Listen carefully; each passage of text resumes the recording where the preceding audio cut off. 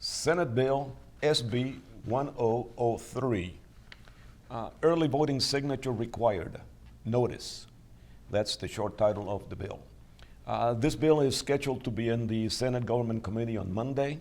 The last I heard is that the Senate Government Committee was not going to meet on Monday for some reason. So this will probably be postponed, will have to be postponed for some other time, but we'll talk about it anyway because it was scheduled for Monday.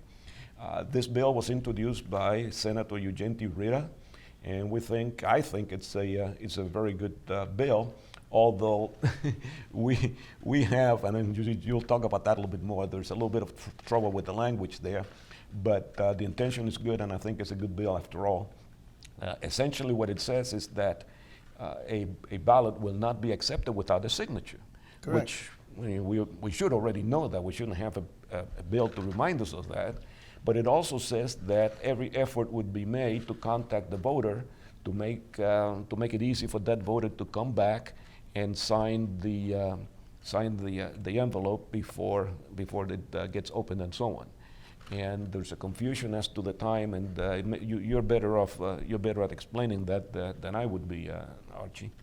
Well, there's a couple of places in here where I think it's kind of open to confusion. And if you recall, in the last election that we had, there were instead of using polling places in the precincts, they came out with what they called voting centers. So no matter where I lived in the county, I could drive to, if I lived in the northeast portion of the county, I could drive all the way to the southwest portion of the county to a voting center and cast my ballot. And that was considered a polling place. And part of the thing that they're talking about in this bill is they're sending the voters' information to the polling place. Now, does that mean they're going to send my personal information to every place in the county that I could possibly vote?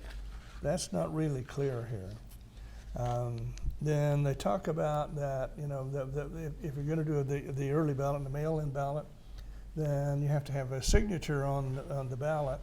And if the signature is not there, then the county recorder or whoever's in charge of the election must then attempt to contact the voter about the missing signature. But if my signature, there's no information on there about who I am, if there's no identification that they can go to find out who I am, how are they going to contact me if my signature's not there? They don't know who cast that ballot. There's no way for them to know. So to me, that's a little bit confusing, and I think it needs to be, I think the wording on it needs to be tightened up. As you folks probably know, these bills, a lot of times, what is introduced is not what actually ends up like. There's a lot of times there's all kinds of amendments that happen throughout the trip of the bill through the system, and this would be a good candidate to make some corrections to make sure that it does what's intended to do and not something else. Well, it goes on with the last section. A part of it says, the legislature intends that the amendments made by this act to section 16547 and 16550 Arizona Revised Statutes are clarifying changes only and do not provide any substantive change in the law. Well, if you read the bill, it's not clarifying at all. So they need to go back and clarify the clarifying provisions. Yeah, it's more confusing than clarifying. Yeah, I mean, it doesn't help anything. I guess it doesn't hurt anything, but it doesn't help anything. I would not be a major supporter of it because I don't think it helps anyway. I don't think too many people will be against it anyway. I don't think so. Yeah.